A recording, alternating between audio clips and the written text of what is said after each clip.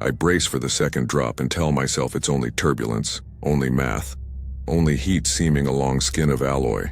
But the ship has opinions. The fuselage shudders like it wants to split along the rivet lines and shrug us into the dark. The straps bite across my chest.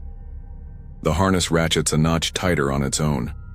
On the portside viewport, the world is a smear of black ice and broken stone, stitched with pale reflections that shouldn't exist. No star, no sun, only cold light with no source. The planet turns, on nothing. Altitude, Reyes says. One word clipped. His breath ghosts the inside of his visor and then freezes into a lace that won't evaporate. Hold, I say. It comes out steady, the captain voice. I deploy it like a tool. Sparks is silent. Quinn hums under her breath, some habit from cadet days, timing her breaths to the pitch of the engines. The song stutters when the dropship yawns in the thin atmosphere, then catches, a mechanical mantra skittering over nerves. The first impact is distant thunder through metal. The second is a full-body slam. We hit a third time, an ugly grind on alien crust, and the ship screams from nose to tail. Then the sound dies all at once, as if the planet swallowed it. Silence. Not the good kind. Not the system's nominal. Enjoy your landing kind. This one is sealed, padded, predatory. I can hear my blood moving. I can hear the small pops of cooling metal, but even those feel like they're under a blanket, and the blanket is wet. The board lists a column of amber that should be red, ENV-Xed, unbreathable, then a flicker, partial pressure shift detected, oxygen fraction ticking upward in 0.5% increments, as if someone is dialing it in, as if the outdoors is listening to us and trying to please. Readings can't be right, Quinn says. Not a question. She taps the panel. The panel taps back, a ghost of movement I pretend not to see. The console's status LEDs blink in a pattern I don't recognize. I recognize it anyway. It feels like a heartbeat without a heart. Hold, I repeat, because the voice calms them, and because if I don't hear a human voice, I'll start hearing other things. The heat shield gasps as the belly vents purge. The sound should roar, but the air eats it. Frost crawls across the forward viewport from the outside, not the inside. A rime that blooms in spirals. I rub at it with the heel of my glove and feel the chill through the fabric. The frost thickens, like breath condensing against glass from the outside. External temp? Reyes asks. -96, Quinn says. Wind 0. She squints, then leans in. No, not 0. It's moving, but not laterally. Pressure oscillations like breathing, Spark says. First word since burn. It hangs there, dead weight on the commscape. The ground beneath us gives a soft, slow flex, hardly motion, at all. The kind that lives at the edge of perception, making you think you imagined it so you can keep moving. The dropship, 20 tons of welded faith and debt, settles as if on lungs. I've been here before. That thought arrives fully formed and wrong. I look for purchase in systems and ritual. Suits on, cycle up, 2-minute check. We move through training because training moves us. Magnetic soles, gloves sealed, shoulder cam green. We are 4, small heat signatures inside a metal lung at the edge of an older one. I bring up the hatch camera. A shelf of black ice slopes away into a field of shattered plates. No snow, no drift, just an absence that holds shape. The light has no direction. Shadows stretch and don't belong to us. Frost paints the lens in thin radiating lines, pulse by pulse. I cycle the inner door. The pressure equalization is slower than it should be, as if the planet is negotiating with the airlock. The pump whines. A thin tone rides under it. Hold, hold, hold. At the exact cadence of my voice, I don't say anything. Nobody admits hearing it. Outer hatch disengages. The seals pull back like lips. Cold rushes in. Not wind, there is no wind. More like temperature itself pouring over us, a substance with weight. It sits in my joints. It smells of nothing and metal and old blood. I go first, I say. Because something has to be divisible into steps. I plant my boot on the threshold and wait for the ground to teach me what it is. The ice answers with a sound too low for ears, a pressure note that vibrates up the bones of my leg and collects behind my teeth. When the boot sole finally kisses surface, the world, very slightly, drops, as if the planet exhaled to make room for me. Magnets down. I step. The black crust is not crust. It yields without collapsing like tough hide over armor. Microfractures spiderweb under the sole and then heal. The crack lines reverse, closing seamlessly. The suit thermometer ticks up a fraction. My face itches with sudden heat, then cold again. There's a whisper against the glass of my visor that fog can't make. A palm, 5 prints pressing from the outside, each finger too long by a knuckle. I tell myself to catalog. Metal in the air. Hammered stillness. The far horizon broken into teeth.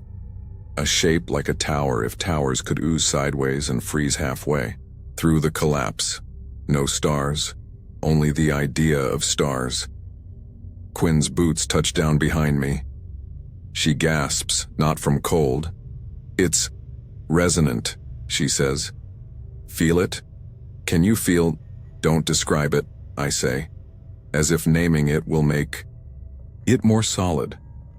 Sparks plants a sensor spike. The spike goes in with more resistance than ice should give, like threading a needle through cartilage. Her readings scroll.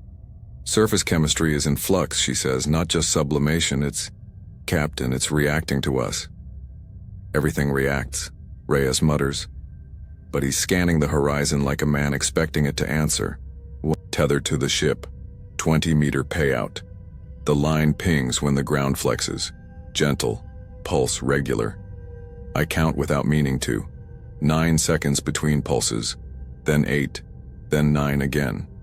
The air composition pips another uptick on my HUD. We move toward the nearest formation, the knot tower that seems less ruined than anatomy.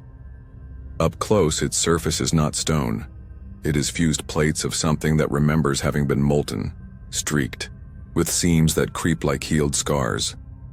If I lean, I can see my own reflection bent and elongated in it, a figure made of lines and fog. I reach out with the tip of my glove and brush frost away. Beneath is a texture that looks manufactured until I realize why it feels worse. It matches the ribbed patterns inside the dropship's vent tubing.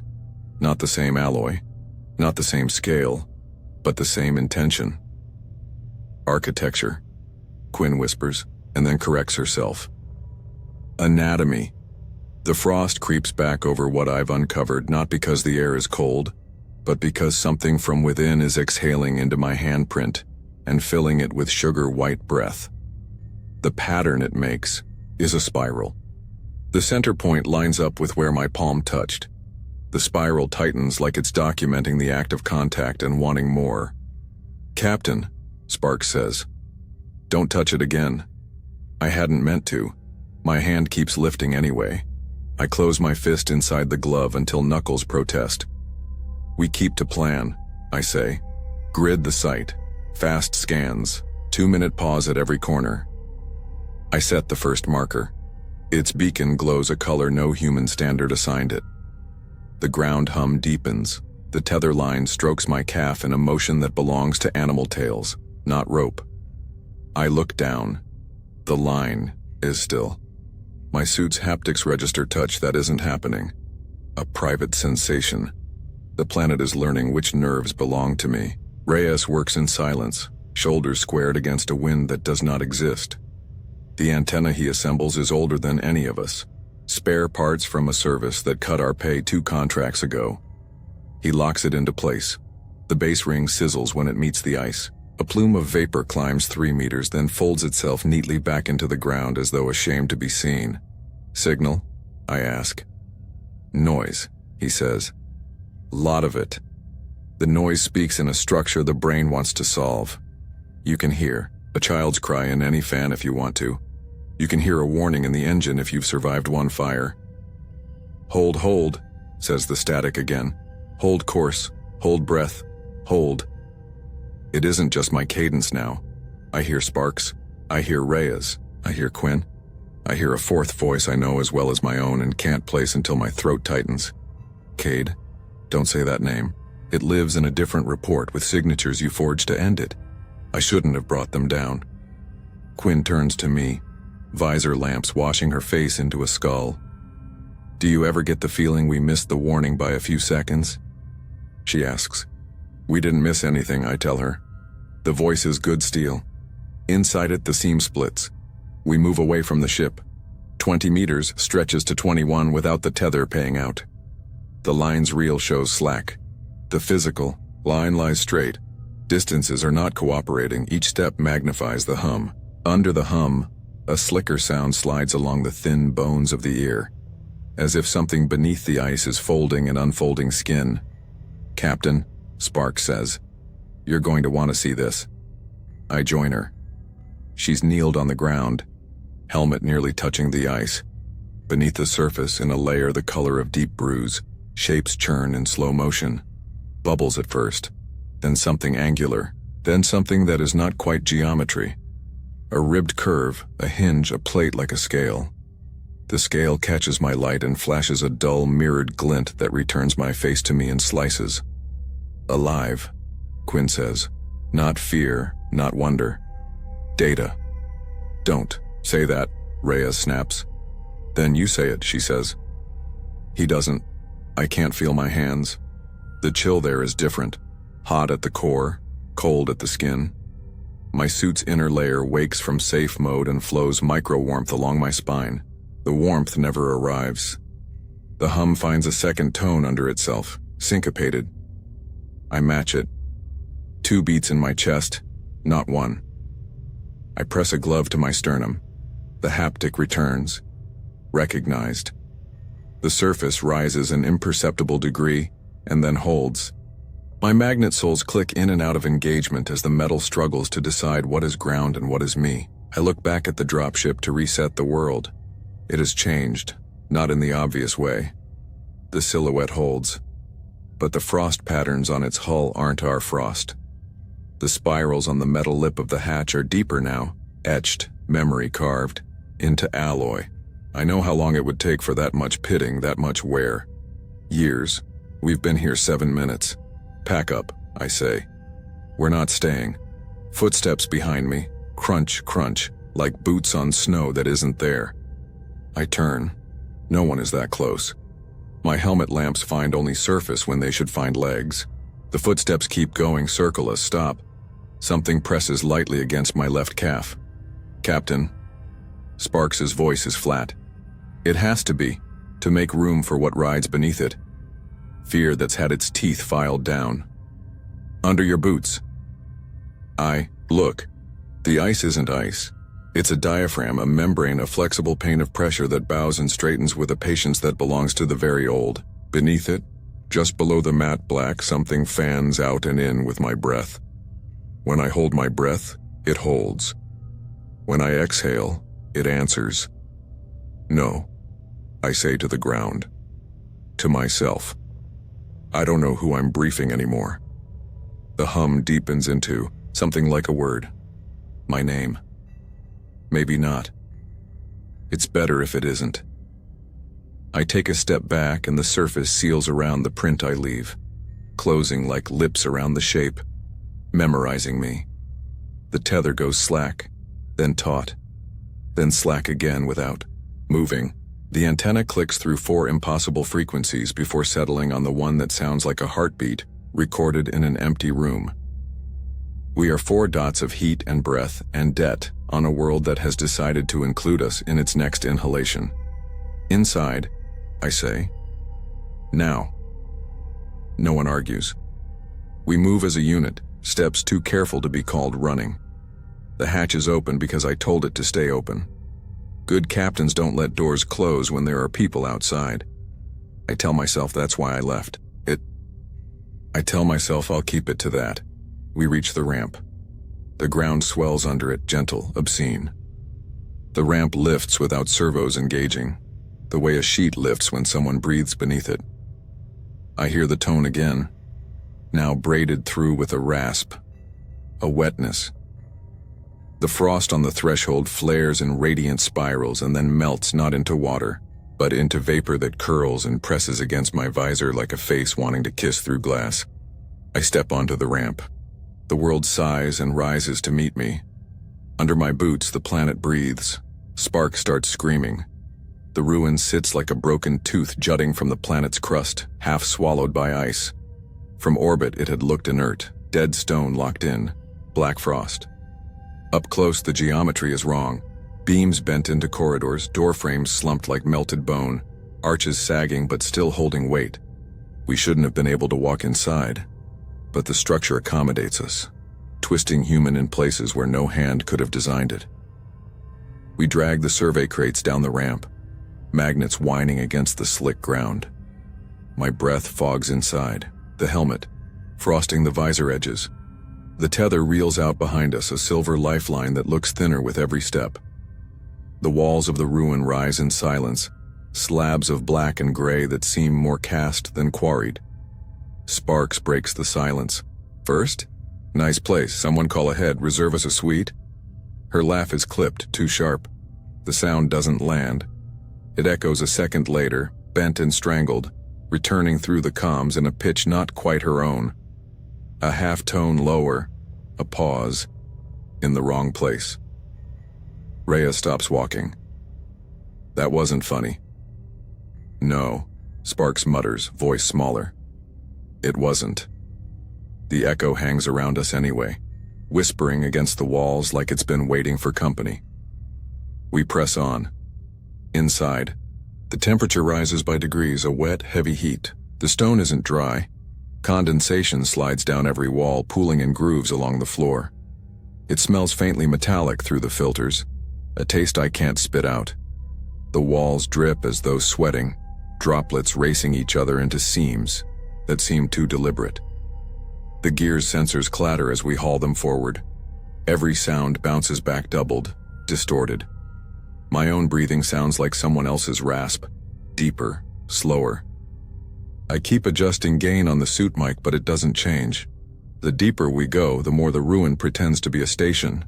Archways curved into corridors, beams overhead bent into a grid. But every line is warped, sagging, as though it melted. Mid-construction and froze again.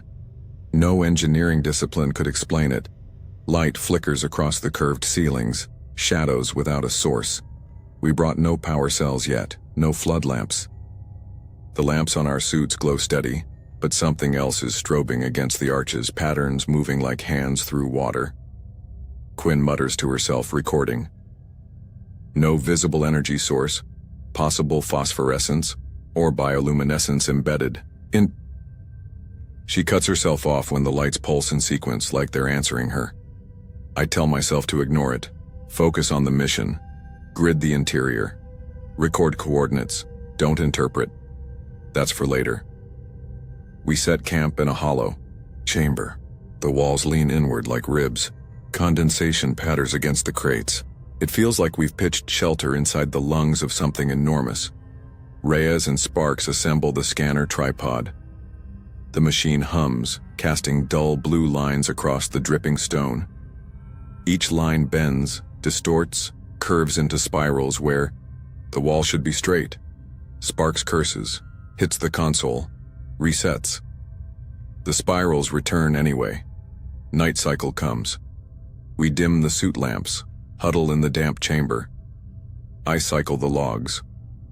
I write nothing of what I feel. The captain's job is to name only what is real. But when I close my eyes, they don't close all the way. I dream awake, or wake inside a dream, staring at the ceiling. Frost crystals spread along the stone overhead, radiating from a single point.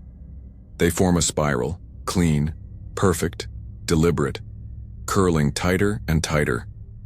I try to look away, but my eyes won't move. My body is slack, pinned by silence. The spiral pulses faintly with a rhythm I recognize but can't name. My chest rises in sync. My heart stutters, matching it. When I finally tear free, the spiral is gone. The ceiling drips steadily again, no frost. My hands are cramped into fists inside the gloves. My right hand aches worse. I flex it. Pain bites sharp. The glove fabric is shredded, not worn through, but cut from the inside. The spiral has been gouged into the palm, drawn through material, and into skin. Lines raw and bleeding, not shallow scratches. Deep, exact, each curve measured, each edge too clean for clumsy fingernails. I don't remember doing it. Blood seeps through the glove. I press my palm against the wall to steady myself. The wall drinks it in, condensation halting where the blood spreads. The spiral carved into my hand glows faintly for a second, then pulses wet. Reyes stirs in his bedroll.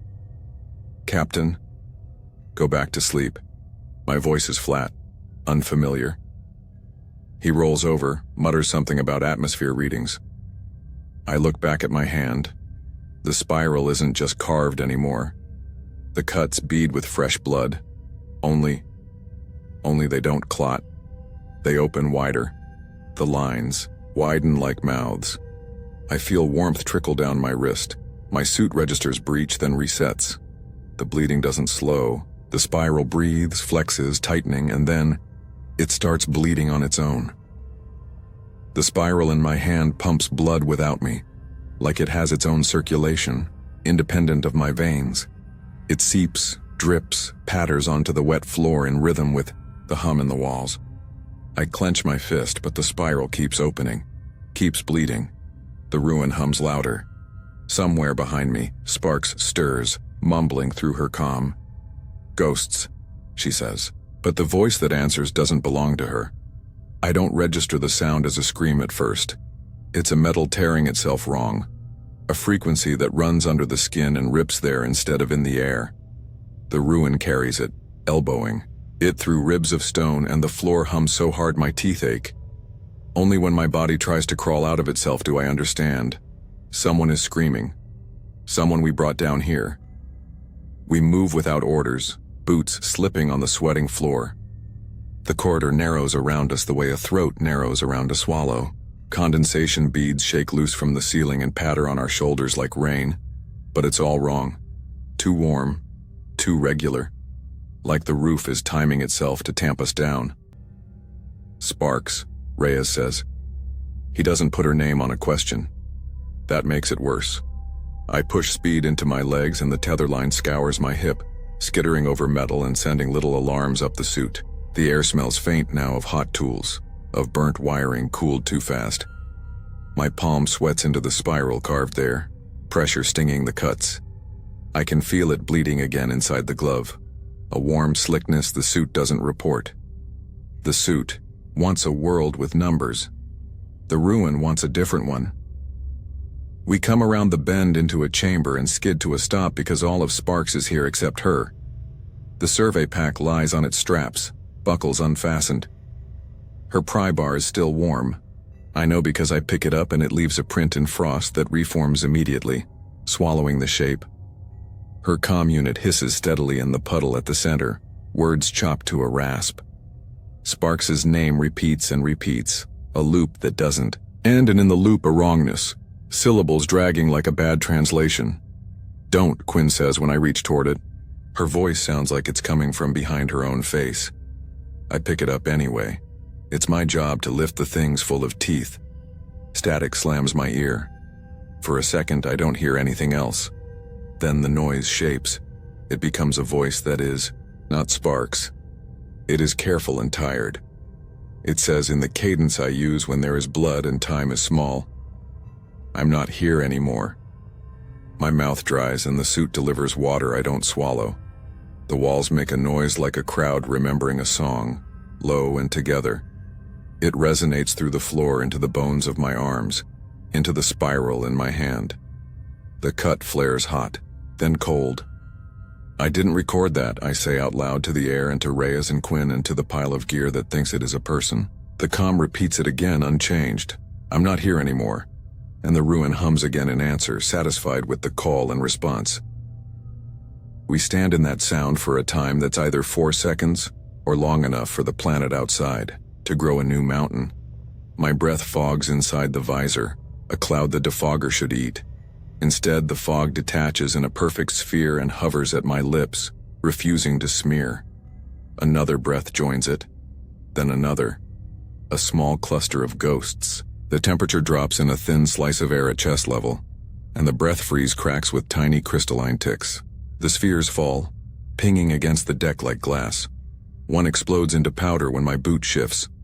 The powder melts upward toward the ceiling, reversing gravity like it isn't obligated to. Quinn's hands shake around her tablet, but her voice is locked back into inventory. "Topography's wrong," she says. "I mapped the route. I recorded 3 turns, this is 2. The corridor lengthened behind us." The map on her screen floats in blue lines. The lines wobble, then twist, then spin into the spiral I keep, seeing in places there shouldn't be lines at all. She slaps the side of the unit like it insulted her. The lines settle back into a map that doesn't match this room. "It's moving," Reyes says. "Not just us, the place." He's right. The arch behind us lowers by a centimeter we don't see. The seam along the right wall gathers itself, tightens. The floor slopes a degree we have to lean against. The ruin isn't collapsing, it's deciding what shape to be while we're inside it.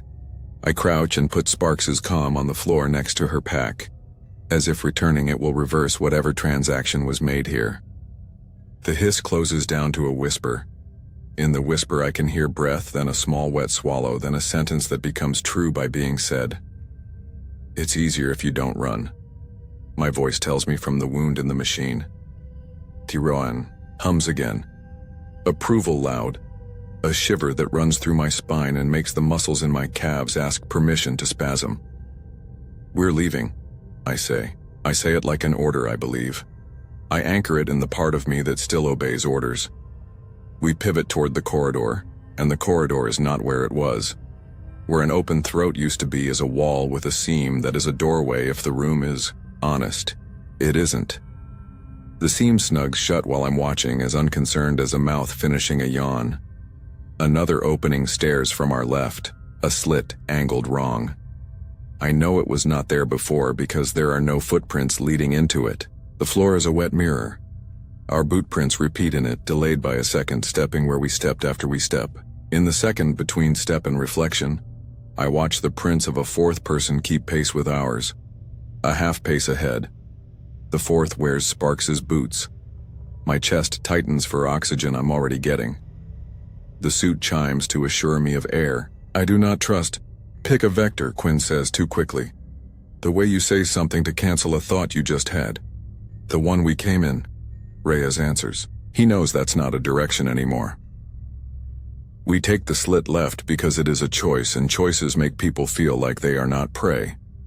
The walls contract, then allow us through. The condensation on the stone gathers into threads that drape across us like cobwebs and then retract, retreating into the pores when light hits them. We move. The sound of our own motion hurries us from behind half a second late. That delay becomes the whole world. My brain desperately stitches the late sound to the early step and calls it normal. The stitching phrase, the silence around the wrongness, gets fatter. I realize we are in a corridor I have already documented and that it has one arch more than before. The arch I don't remember bears markings I do remember. Spirals, shallow, etched, the grooves fresh. The grooves are not dry. My glove leaves reddish streaks where it grazes them. The streak smears upward, defying slope, following muscles under stone that aren't muscle and don't belong in stone. "Captain," Quinn says, "you're bleeding." I know. I don't look at my hand. I don't want to see if the spiral. There is smiling. We run headlong into a crossway that should branch and instead offers only a long curve. At the center of it, a niche opens. Inside the niche, a suit hangs on wall hooks. It is my suit. Not a model. Mine. Down to the gaffer tape I used to secure the right knee seam after a weld buckled on a Jupiter job 5 years and 2 lies ago. The visor is fogged from the inside. The fog pulses. I can almost see the shape of a face pressed against it from within. Quinn swears softly. Reyes reaches and pulls his hand back like burned. We do not touch it. I'm grateful for that restraint. Like I'm grateful for anything I don't have to order. The corridor breathes, a soft inward pull. The niche exhales a smell like hot copper. The hooks flex as if bearing new weight. The visor clears a fraction.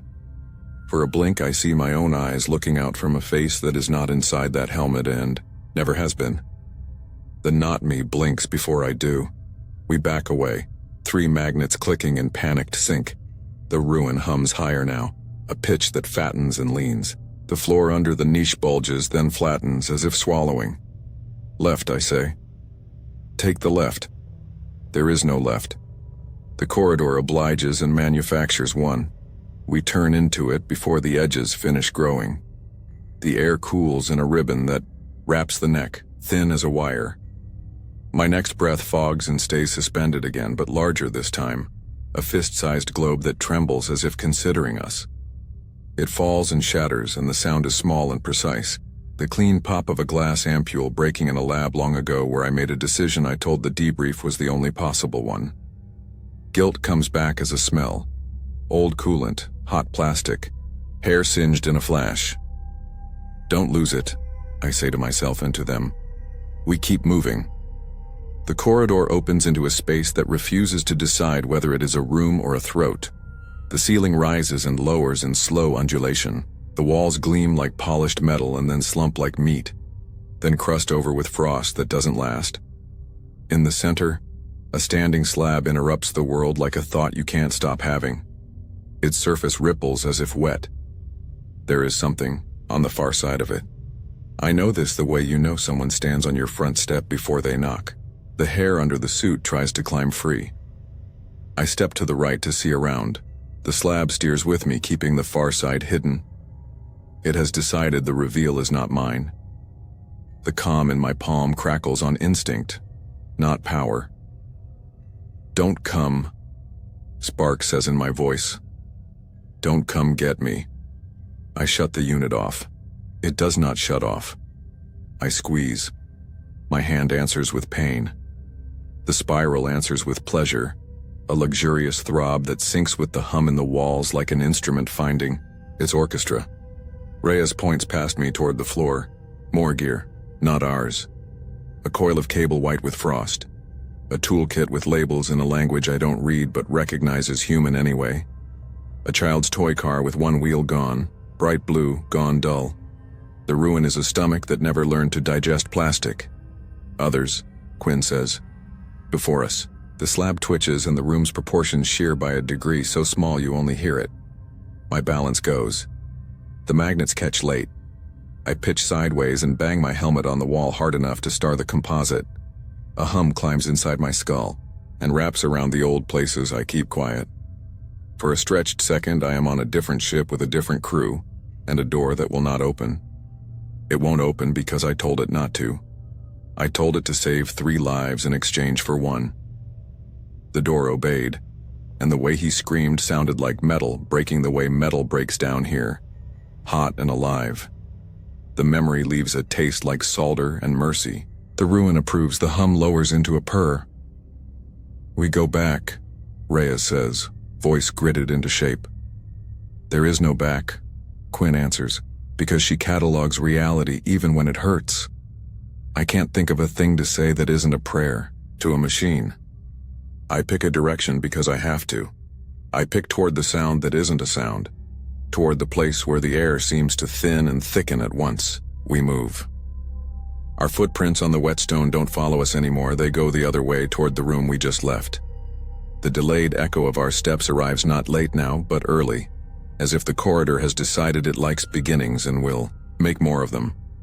We round a corner that wasn't here in any universe I would sign my name to, and the scream comes again, tearing the walls, flaying them all the way down. It is closer. It is different. It is the exact register of Sparks's throat when she laughs at her own bad joke. It is that laugh falling apart into pain and something that isn't pain yet. We stop as one. The corridor breathes in. The breath we never gave it moves the air over our faces, warm and damp. The calm in my hand goes dead. The ruin hums. The lights we didn't bring flicker and spell out a spiral in strokes of pale, then undo it, then draw it again. My hand aches with old decisions. Reyes turns slowly, shoulders up, gun unraised because guns are props on a stage that is meat. Quinn's tablet screen shows a map that is only the word exit typed over itself in smaller and smaller fonts until it becomes a circle. I pivot left because the scream came from ahead, and ahead is a trick. My lamp paints nothing useful. For a heartbeat, I hear only the click of magnets and the pad of condensation. Then a breath that is not ours warms the back of my neck through a suit that should refuse such intimacy. Sparks's scream begins again, jagged, metallic, human, and this time it's behind us. We lose Reyes in silence before we ever find him in pain. One moment he's the lead weight of our tether, pulling steady at the edge of vision, and the next there's slack, sudden and obscene. Sparks curses in a whisper, like volume might make it worse. Quinn cycles the map for the 10th time, lines shifting on their own. No one says he's gone. We all know what gone means here. We follow the drag marks. They're shallow at first, scratches in wet stone where boots skidded, then gouges as if someone heavier pulled him. The condensation runs into them like blood. I keep my pistol out, barrel down, knowing it won't matter. The marks end at a bulkhead that shouldn't exist, an alloy wall slumped against stone as if the ruin tried to copy our ships and failed. That's where we find him. Reyes lies sprawled in front of it, back arched, chest split open. His ribs don't cage anymore.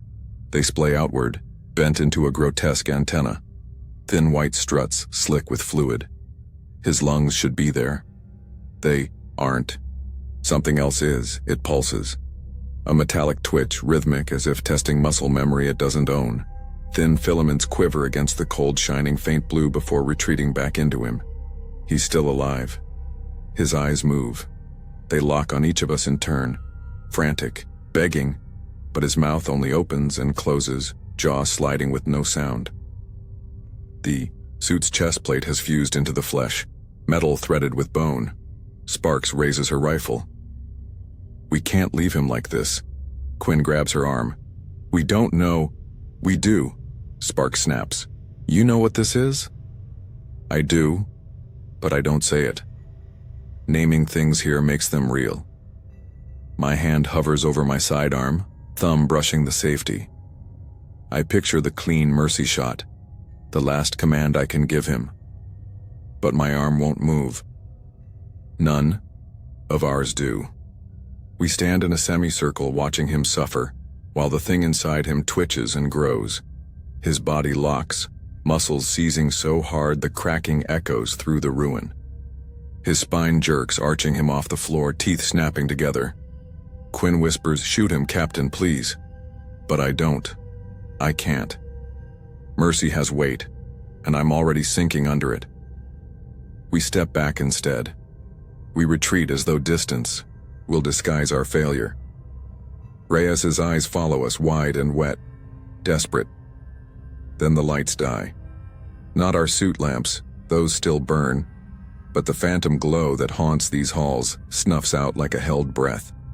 The ruin plunges into a void thicker than dark, and the sound begins, scrape, scrape, scrape.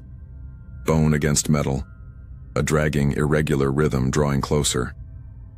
Quinn gasps. Sparks mutters something raw, half prayer, half curse.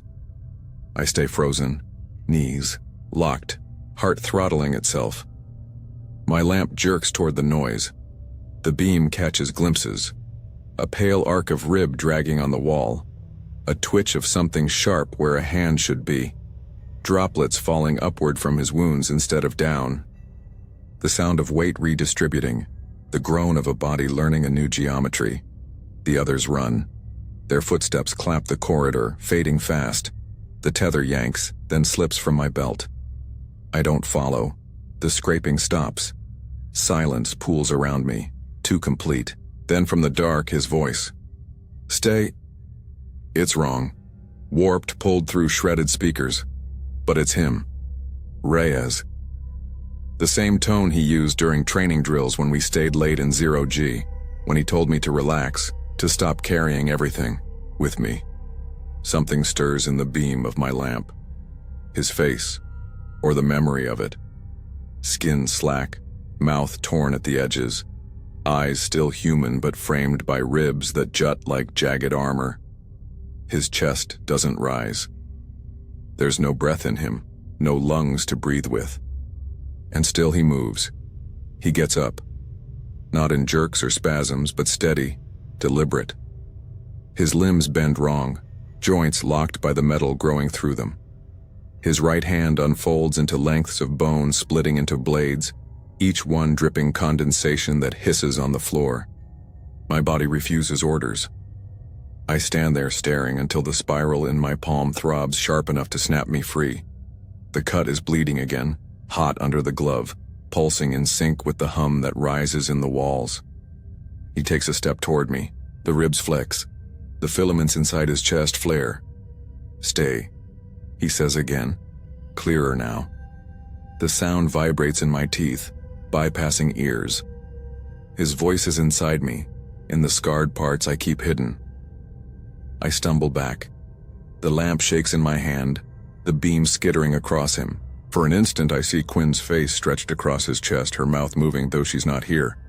Then it's gone, just metal and bone again. The hum deepens, eager, like the ruin is pleased. I turn and run.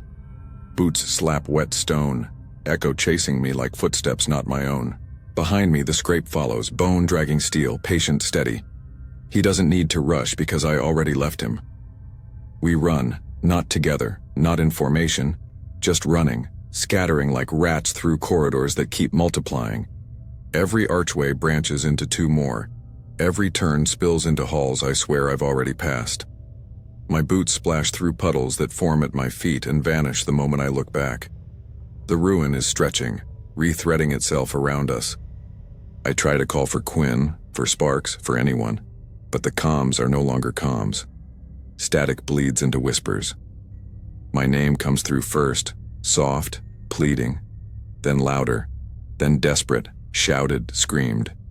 I hear it from every direction. I hear it inside the helmet, not through the speakers. My own voice calls to me, but broken, ragged, begging me to come back. I slow down because I want to answer, but there is no answer. Just walls glistening with condensation, slick like meat, turning me around, sending me deeper. The tether line is gone. The surface is gone.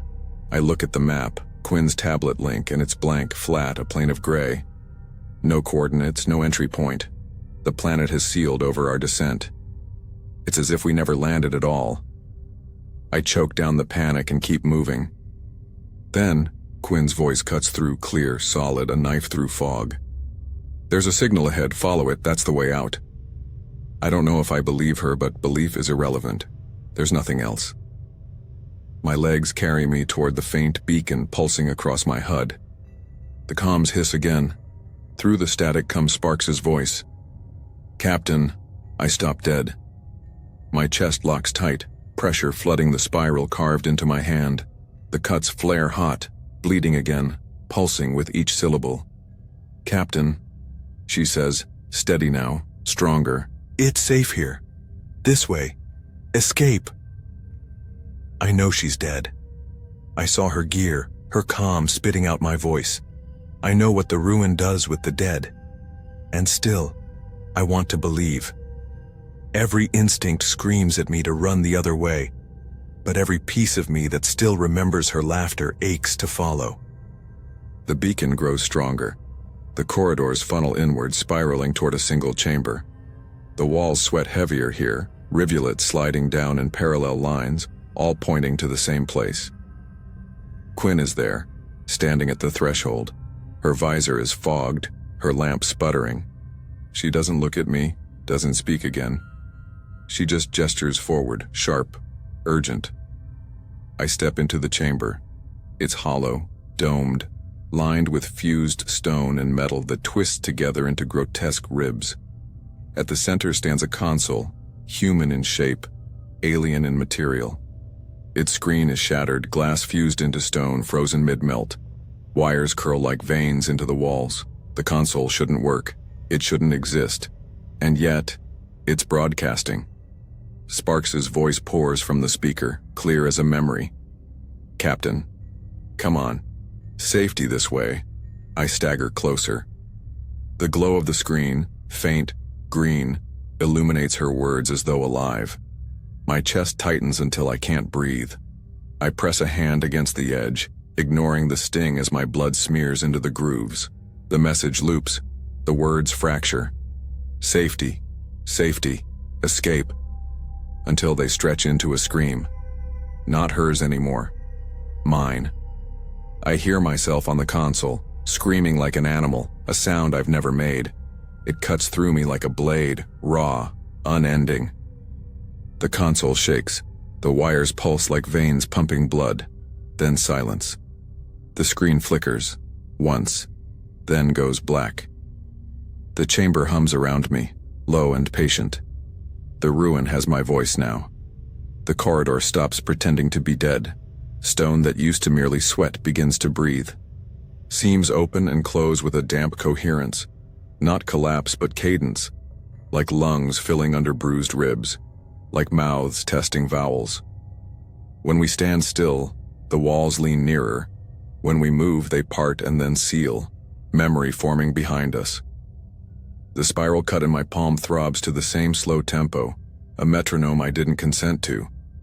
Every pulse pries the wound a little wider, warms the glove, then chills it until it feels like my blood is thinking for itself. We don't talk. Talking lets the ruin learn our pitches. Quinn walks a half step ahead, tablet pressed flat against her suit as if proximity will stop the maps from erasing themselves. The tablet draws and redraws corridors with sick patience, lines curling toward the same shape no matter how she pinches or swipes. A coil, a tightening. Her breath rasps in my ear. She hasn't muted. She wants me to hear she's still there. I let the sound wire me to action instead of pity. Pity gets people stuck under doors. A hinge sound rolls through the structure, not metal, but something older remembering metal. We round a bend that used to be a straightaway and emerge into a space with no reason to exist. A hall too broad for tunnels, too high for caves, curving like the inside of a bell. Cathedral is the word my head chooses, because the walls arrange themselves into vaults and the ceiling lifts higher than the lamps can measure. The air presses down with reverence. Something drips from above. At first I treat it as water. Condensation has been the ruined skin since we entered. But the drops fall slow and too heavy, and when they strike the floor they don't splash. They hiss. Each impact chews a small, perfect circle into the deck composite we laid hours ago without remembering laying it. Smoke curls from the holes and slinks up the walls like it's ashamed to be seen. We step wide. The droplets scent the air with hot coins and old fires. One freckles the toe of Quinn's boot and leaves a dark kiss. The material puckers but holds. She doesn't flinch. That either impresses me or worries me. I can't tell which anymore. At the center of the hall, a pillar rises. I think it's stone until I see the qualm of gloss in it, the slight muscle of flex under its own weight. Bone metal articulated in places and fused in others, weld scars that look like healed breaks. It has grown here, pushed through the floor and ceiling both, braiding their textures into its surface. The braiding forms ridges. The ridges form shapes, faces. My lamp stutters and then holds. The beam crawls over the pillar as if it doesn't want to. Faces everywhere, stretched thin, mouths pugged open, cheeks pulled tight enough to map bone. Some are caught mid-syllable. Some are shut in a silence that looks like prayer. The eyes are open in all of them. They are wet as if the pillar just blinked. Some I know. Reyes, or the idea of him, embedded mid-height on the southwest arc. The ribs that bent outward now a crown behind his temple. The split of his mouth sealed shut by pearled scar. Sparks near the base or a shape wearing the echo of her grin. The dimple pulled deep and wrong. A dozen faces I've only ever seen as thumbnails in missing ship bulletins. 3 I think belonged to crews who were supposed to have retired, settled, got old under a sky that isn't here. I try to count and my math abandons me. There are too many. They mouth something in unison, slow. The syllables don't reach the air. Sound doesn't commit, but I can read it in the tendons at the jaw hinges, in the tiny tug at the corners of lips. I know the phrase before I know how I know it. It's the cadence of a launch checklist and the cadence of a confession. It's the rhythm of the warning our console played in my voice and Sparks's, and the voice we never admit is Cade's. Hold, hold, hold. No, not hold, close. An older word. Something that lives at the root of hold and hole and hole. It pulls at me the way a toothache pulls at thought. I take a step I didn't mean to take. Magnets click, release, click. The spiral in my palm answers by tightening. The cut breathes. Against the inside of the glove, tiny capillaries thread outward, tasting the fabric. Quinn hisses my name and I don't answer because if I put my name into air now the hall will keep it. The black drip from the ceiling fattens, wobbles, falls. It spears into the floor near the pillar and eats until the hole shows a hidden layer beneath. Slick, dark, pulsing. The pillar shivers in the wake of the drip, as if the world just fed. The faces keep mouthing. A slight delay ripples down the pillar from crown to base, like a crowd in a stadium wave. The phrase is almost clear. The almost is worse. My legs leave. Me. Not a collapse, more like a decision my body makes without consulting the part in charge. Knees down, then palms, which is a mistake. The spiral lands against the floor and sighs. The sigh is relief, recognition. The cut widens as if meeting an old friend, and warmth spreads up my forearm, a false blood rush. The suit registers a breach and then corrects itself, patching something it cannot patch because the leak is me. For a moment the cathedral exhales. The vaults lift. The pressure on my shoulders slackens. I feel held. I feel included. It's almost kind. Look at me, Quinn snaps, and her hand smacks my helmet with enough force to star the faceplate and a hairline array. My focus narrows to her irises behind her visor, washed out by lamp glare, pupils too big. She drags at my harness with both hands, pulling me backward one jerk at a time. The magnets complain, stuttering as if torn between surface loyalties. Thigh. Pillar turns. Not fast, not theater. A rotation in increments as if 1,000 vertebrae inside it are negotiating which way is forward. Faces I couldn't see a second ago wheel into view. Others slide out of sight like constellations you only get once a year. The column's core creaks in a register just below hearing. A tendon music I feel in the cartilage of my nose. Quinn, keep speaking. It takes me a breath to realize she's using the voice she reserves for reality. It's an illusion, she says. Optical, neural induction. It splices faces into patterned surfaces. It's fishing. Don't bite. I want to agree. I want the world to be false in a way my training can name. I can't nod because the pillar has found the exact height to meet my eyes and I don't want to show it my throat. The drip intensifies. A thin black curtain begins to lay itself across the vaults in 1,000 threads, each thread a burning line. Holes stipple the floor at regular intervals, a dot matrix of corrosion. The pattern it forms is the same one the frost wrote on the ramp and my glove carved into my hand. The hall is a printer and the ink is ruin. The faces keep forming the phrase. I hate how close I am to understanding. I hate the itch at the back of my tongue, my mouth wanting to shape the answer back. Quinn tugs me harder, and my boots finally break free. I skid on the whetstone and my palm smears a color I tell myself is rust. The pillar swivels another degree, keeping me in center frame. My lamp shakes. The beam wobbles, finds the column's lee side, and lands on a face I haven't prepared to see because the only way to prepare is to not look. There I am, stitched into the skein, drawn thin over the curve, eyes open, mouth braced mid-word. Not a reflection. Distortions don't include old scars at the left cheek. The one I pretended was from a tether snap and not a fist. Not a trick. The angle shows a chipped incisor I keep promising to fix. The skin around my eyes is tired in the precise way mine is tired. The stare is patient in the precise way mine has tried to be. My throat closes. I don't stop breathing because I don't have that control anymore. The body runs itself while my mind goes very small to survive. The mouth that is my mouth moves. It says a word I hear but won't remember. It's a private word. The name of the thing I locked a door on years ago.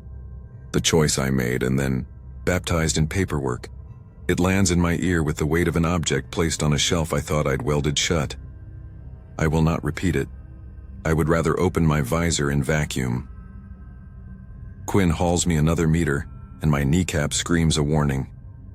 The hubris in me that likes to be in charge tries to reassert itself and fails.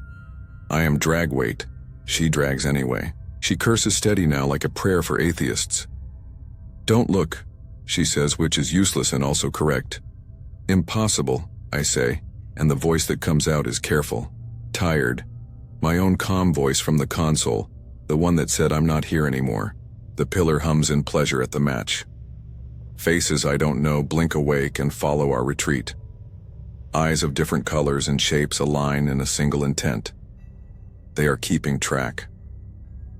Some of the mouths smile in tiny private ways like they know how far we can go before the structure closes and we don't anymore.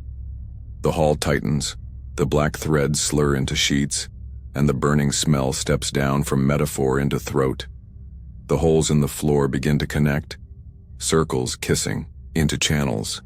The pattern they make is a spiral that promises to become a drain. My magnets complain louder as ferromagnets under the skin of the room take interest. Quinn, I say, and she hears the part I don't say. She doesn't answer with words. She anchors a line in a crevice where the vault meets a rib, tests it and clips it to my harness with hands that don't shake.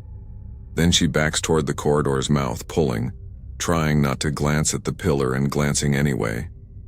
Her chin lifts as if daring it to remember her too. The pillar's rotation is complete now. It faces us, the faces face us. Somewhere inside the trellis of bone and metal, a core throbs once, twice, aligning to the double beat in my own chest. The black rain thins, exhausted or sated. The silence expands until I can hear the tiny clicks of my suit's fans, the distant creak of unfamiliar tides inside the planet, the blood in my ears failing to drown a word I've promised not to recall. The column leans, not much, but enough to say it can move differently if it chooses. The eyes in it track us. When we inch left, the array of gazes slides. When we edge right, it compensates with the cheap grace of a predator testing range. Quinn hauls again. We cross the threshold out of the hall into a corridor that narrows around us like a mouth deciding to chew. I do not look back because I will become the thing that does. I can feel it anyway. The attention of a crowd you can't see. The smear of unseen faces against the plastic of a 2 a.m. train window. I keep my eyes on the straps crossing Quinn's, back and count the stitches I know she overdid by 2 on purpose, because she doesn't trust manufacturer tolerances. The counting keeps me brief and human. Behind us, something heavy pivots on a bass that didn't require a bass a minute ago. The hum deepens into a note that hits the sternum and stays. The corridor lights that aren't ours pulse once as if they've decided to applaud. Quinn says, "It isn't real," to the air, and to me, and to the face that used mine. It would be easier if she were right. I take one more step backward. The magnets kiss metal and let go. The tether creaks. The suit's haptics vibrate in a pattern that feels like a hand on my shoulder. I resist the reflex to shake it off. The ruined deck plates tick as the black fluid cools into something that will kill us more slowly. We move. At the lip of the hall, I fail not to look. The pillar stands framed by the vault, immense and patient, a miracle for a religion I refuse. It is not advanced. It does not need to. The faces don't blink anymore. Only one set of eyes still moves, mine. Time does not pass here. It folds. I wake in corridors I don't remember walking into, my boots planted on wet stone, my shoulder pressed to walls that pulse faintly like veins. The torch in my hand spits a weak flame, too bright for a tool I don't remember lighting. My gloves are blistered black from gripping it too long, leather fused to skin. Each step burns my palm where the spiral cut has deepened. widening into something more deliberate. I don't know how many hours I've been walking. I don't know if hours exist here. The ruin no longer permits sequence. Memories shuffle themselves. Sparks. Dying. Rhea's screaming without lungs. Quinn pulling me back from the pillar, all tangled and repeating out of order like a deck of cards dropped on the floor. Quinn is gone. But sometimes she isn't. I glance right and she's beside me, visor cracked, nose bleeding steadily onto her chin seal. She mutters equations under her breath, numbers looping into spirals, letters collapsing into symbols I almost recognize. Then she fades again, vanishing mid-step, leaving me stumbling forward alone. I call her name once. My voice echoes, but not as sound. It comes back as words in my head, rewritten, corrected. Not Quinn. Only pattern. Only proof. When she reappears, she grips my wrist. Her hand is shaking, skin pale and translucent under the suit lamp. She doesn't speak at first, just stares at me with eyes too wide. Then she turns her other hand, palm out. She has carved my name into her own flesh not once. Dozens of times, the letters raw and overlapping, gouged into her arm until it looks less like skin than scratched alloy. "This is what it wants," she says, voice shredded. "You're the equation. You're the constant." I rip my hand free. The torch flickers, then dies. Darkness folds around me. The ruin sighs. The walls lean closer. I feel them at my shoulders, warm and damp, whispering. Not words at first, just pressure. Then clearer. "No, not like that. Think straighter. Think deeper." My own thoughts corrected as if I were a failing student, forced to revise a lesson I don't remember learning. I stumble forward, dragging blistered hands against the surfaces for balance. My palms leave bloody streaks. The stone drinks it in. The spiral in my hand tightens, vibrating with approval. Everywhere I turn, surfaces reflect me. Black pools of condensation mirror my shape. Steel fragments jutting from walls show my shadow stretching too far. Even the dripping fluid puddles at my boots, slick with my silhouette. Every reflection matches, except one. In a panel of fused alloy, I see myself, but not me. The figure smiles, a wide, deliberate grin. The teeth are longer than mine, thin and sharp, made for slicing. The eyes are hollow sockets filled with black firelight, deep enough that I lean closer despite myself. It moves before I do. The reflection tilts its head, grin widening, mocking. I raise the torchless hand to touch. The panel. The reflection waves back. My breath shudders out. I slam the butt of the dead torch into the alloy. Once. Twice. 3 times. The panel doesn't crack. Doesn't dent. My reflection doesn't break. It laughs silently, shoulders shaking, mouth stretching wider until it nearly splits the face. Then it speaks. No sound, just lips moving. My lips, but wrong. I was always here first. The air tastes wrong now. Metallic, sweet like blood on a battery. Every breath coats the back of my throat with copper sugar until I gag inside the helmet. The filters don't complain. They tell me the atmosphere is stable, composition, normal, oxygen, nitrogen, trace inert gases. But my tongue knows better. My body knows better. The first change is small. Fingernails. They soften, sagging, then peel away in layers that curl like wet parchment. Underneath isn't raw flesh. It's harder, darker, ridged. Plates, thin as insect carapace, forcing themselves out through the beds. I try to hide it, wrapping my hands in gauze from the medkit, but the gauze soaks through instantly, and when I pull it away, the bandages have fused to the new growth like they want to belong. My veins glow faint blue beneath the skin. They shimmer faintly in the dark corridors, tracing patterns up my arms like wiring. The suit HUD catches the light, interprets it as foreign radiation, then flickers out, unwilling to label what it doesn't understand.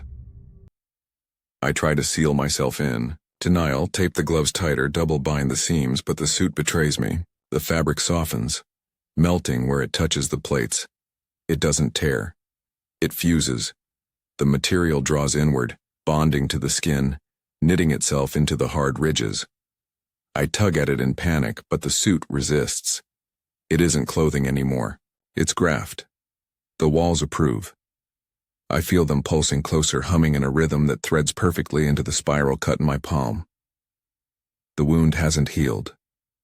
It's widened, ridges forming along its edge, not scar but hinge. Then I hear her. Sparks. Not faint this time. Not an echo from a broken comm. She's close. Her voice pressed against my ear as though she's crouched inside my helmet. "Captain," she whispers. "Help me, I'm inside, I can't get out."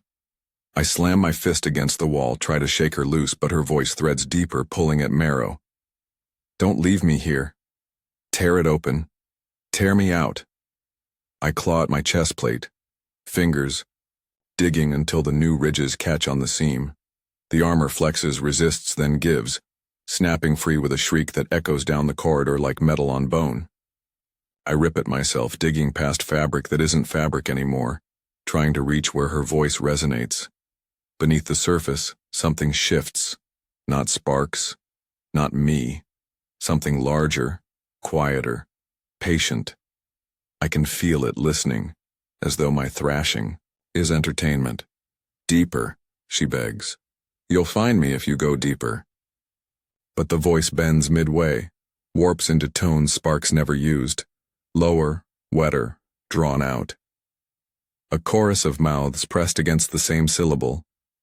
The plates on my chest ripple. They flex against my own pulling fingers, hard and unyielding. Then, they tighten, fusing back together like scar tissue, sealing me out from what's inside. I collapse to my knees. Breath rasps against the visor, fogging it white, then black, as the frost patterns spiral outward from my mouth. The humming grows, louder. Inside I feel movement, bones realigning, cartilage popping. My sternum bows outward. The ridges beneath my skin stretch, resisting, then yield. I remember Reyes, sprawled against that bulkhead, ribs bent outward like antennae, chest cavity a nest for something new. The realization lands cold and final. My ribs shift. Slowly, deliberately, they open. I find Quinn again, or something shaped like her. She steps out of the dark as though she'd always been walking there, her silhouette unbroken, her stride measured. For the first time since we landed, she doesn't look frantic, doesn't look lost. She looks calm, too calm. Her visor is gone, helmet discarded somewhere I never see, and her face is bare to the ruins air. She should be choking. She should be bleeding out. Instead, she's smiling. Her eyes are wrong. Not eyes anymore, just black pools, bottomless, glossy like oil slicks under light. They don't reflect me. They don't reflect anything. "Captain," she says, voice steady, softened by something that isn't mercy but wants to pretend. "You're fighting it, that's why it hurts." My knees tremble. The plates under my skin flex, adjusting to some rhythm deeper than my heartbeat. I try to lift the pistol, thumb the safety, line her up, but my hands don't obey. They twitch, hesitate, then fold to my sides like obedient soldiers under another command. "You don't have to resist," she continues. "The ruin isn't a trap. It's a gift, a way to survive." Survive what? My voice is ragged, shredded. Her smile stretches wider than it should. Everything. I try to answer, to curse her, but what comes out is laughter. My own laughter, hollow, cracked, bleeding into hers until it's indistinguishable. The sound fills the corridor, a duet of mockery aimed at me, performed by me. She turns and gestures for me to follow. My body obeys before I decide.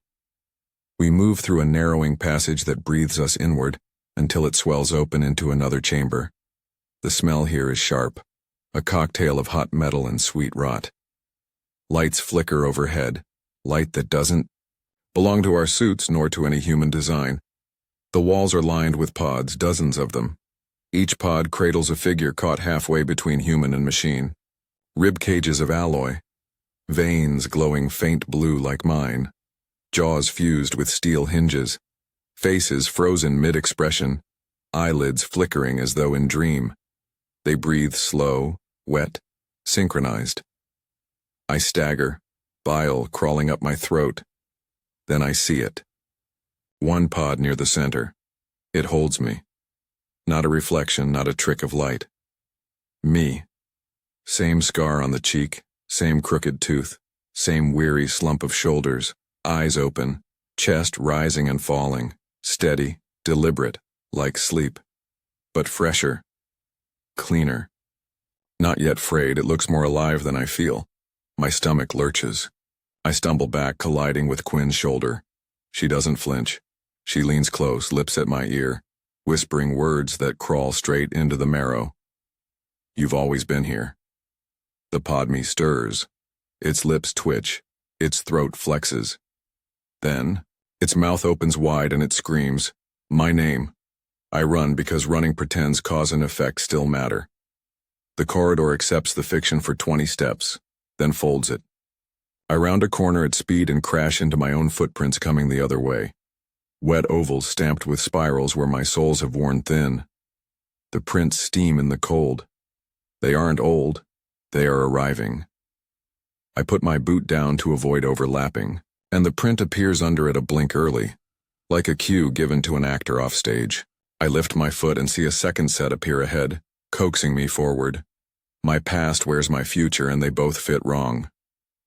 The ruin hums. The tone is engine deep, turbine wide, and it vibrates in rhythm with the new architecture of my chest. 2 beats now, not 1. The first heartbeat is mine, stubborn and human. The second belongs to what's been practicing inside me, a metronome I didn't consent to. Together they synchronize into the word the pillar almost taught me. The root under hold and hole and hole, I don't say it. Saying things here makes them happen. I mark corners with my glove, smearing blood into arrows that slide to point somewhere else when I look away. I count doors. I run my palm against seams. The walls correct every count with quiet contempt. I pass a hatch with unfamiliar warning glyphs and then pass it again, translated into my handwriting. Don't land here. The letters are scored deep, the way I carve punishment into myself when reports require a culprit. My name is the only one that always signs. The comms yelp, die, crackle alive, die. Static claws at the ear like an animal that has learned what ears do. Every few seconds a voice cuts through. It's always mine. Sometimes the voice is tired and careful, sometimes panicked. Sometimes raw with a grief I've spent years filing into shape. Hold, hold, hold, it instructs. Then abort, then don't. And then the words drown beneath a scream. The scream is a machine tearing itself wrong.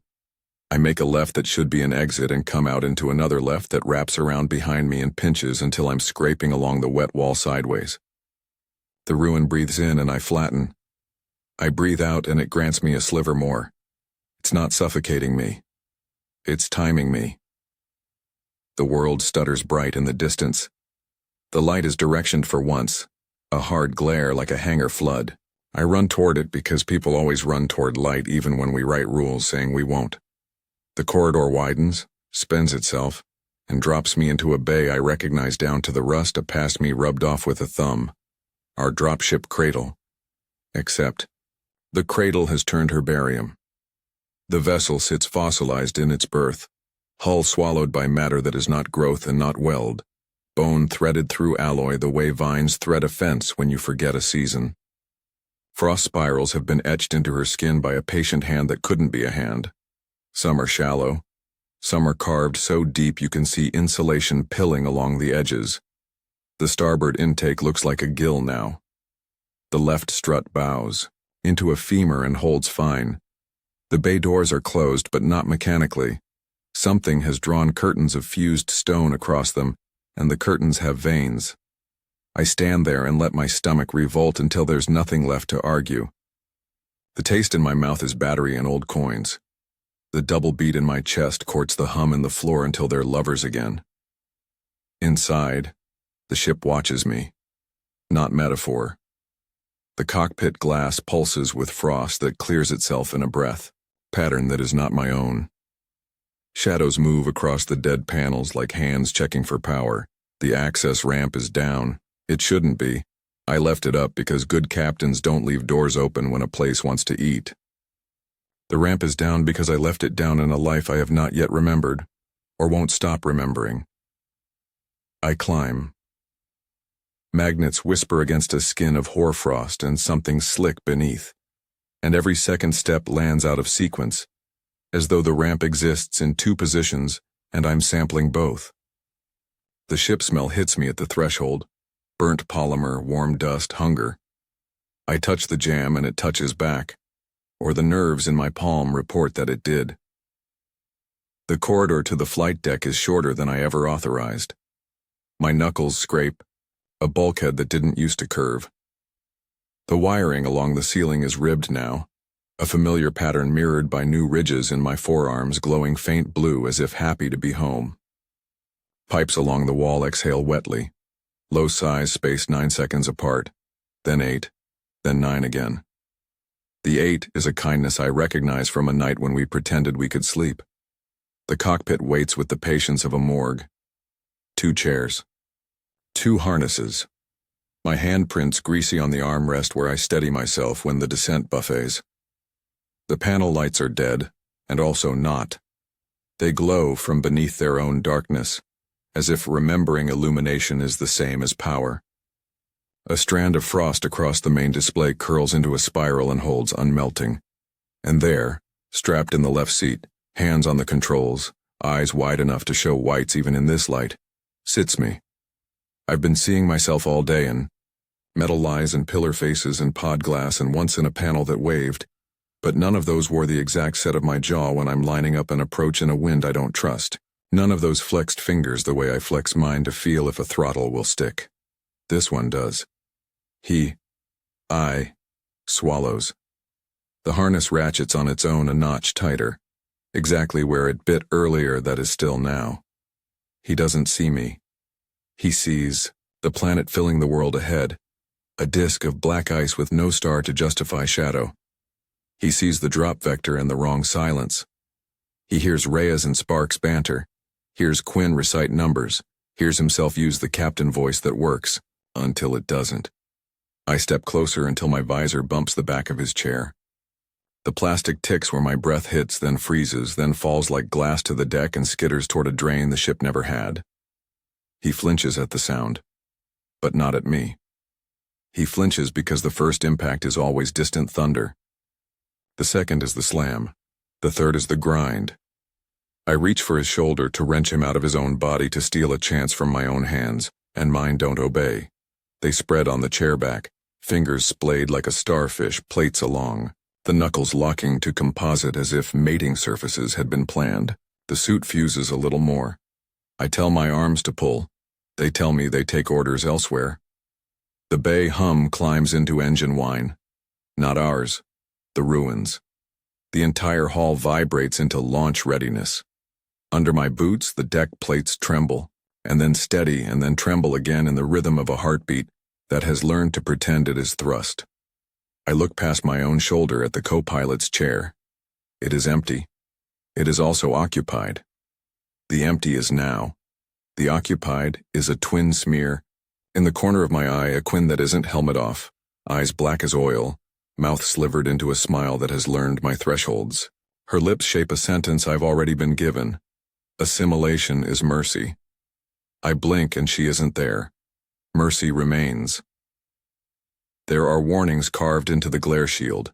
Mine, in the knife script I use when I'm out of proper tools. Don't. Land here and abort and leave me, and a fourth I cannot read because it's been worn smooth by my gloved thumb rubbing at it in 1,000 loops. On the panel beneath, a tiny rune repeats where factory bolts used to be. A spiral, stamped into metal so many times it glitters. One pod near the center. It holds me. Not a reflection, not a trick of light. Me. Same scar on the cheek, same crooked tooth, same weary slump of shoulders, eyes open, chest rising and falling, Steady, deliberate, like sleep. But fresher. Cleaner. Not yet frayed, it looks more alive than I feel. My stomach lurches.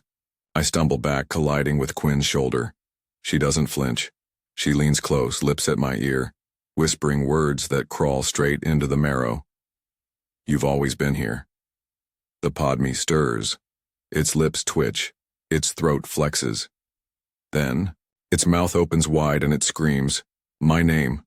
I run because running pretends cause and effect still matter. The corridor accepts the fiction for 20 steps, then folds it. I round a corner at speed and crash into my own footprints coming the other way.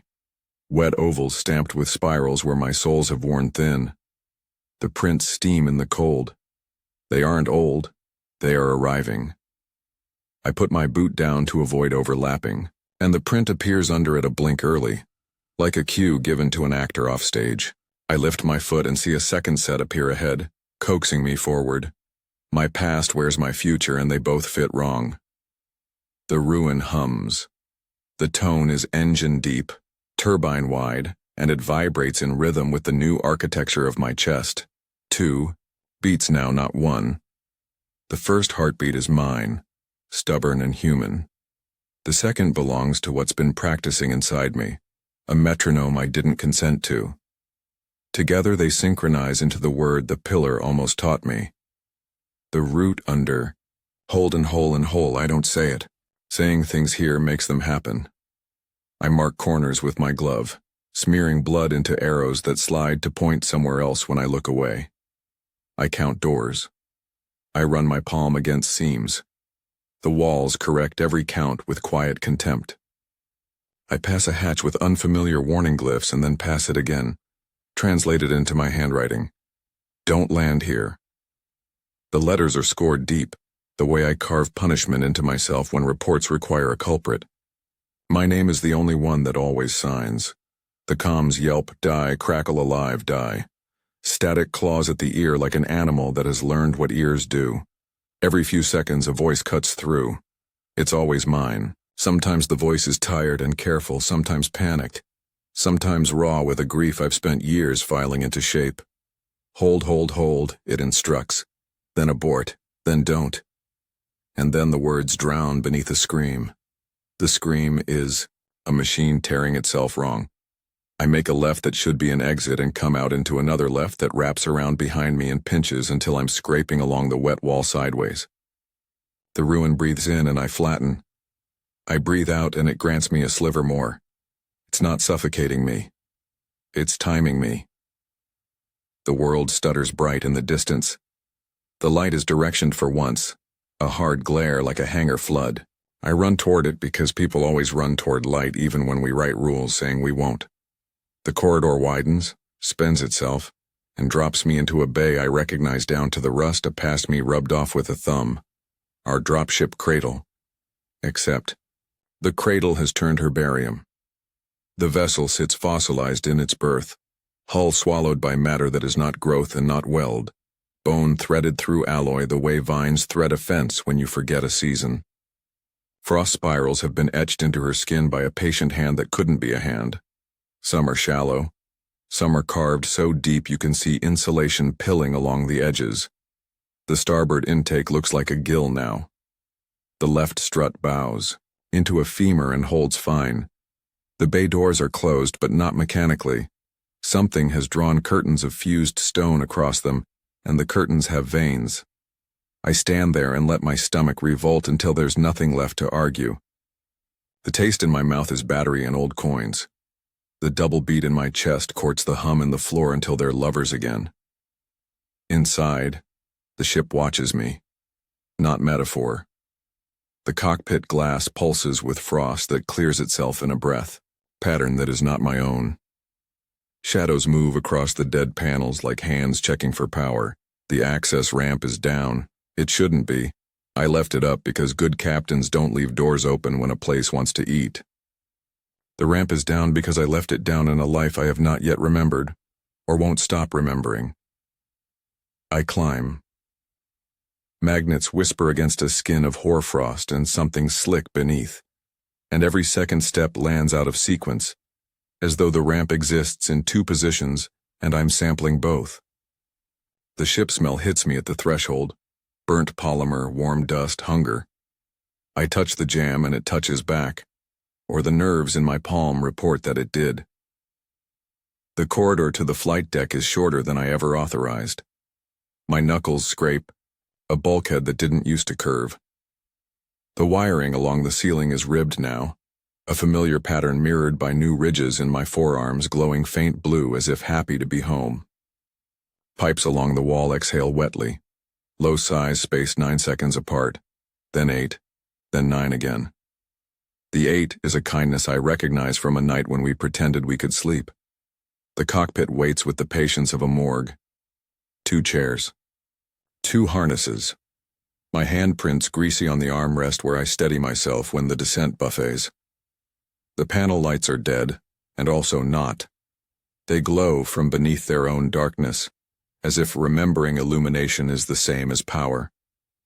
A strand of frost across the main display curls into a spiral and holds unmelting. And there, strapped in the left seat, hands on the controls, eyes wide enough to show whites even in this light, sits me.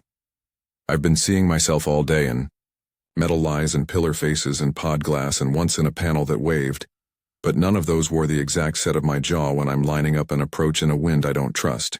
None of those flexed fingers the way I flex mine to feel if a throttle will stick. This one does. I, swallows. The harness ratchets on its own a notch tighter, exactly where it bit earlier that is still now. He doesn't see me.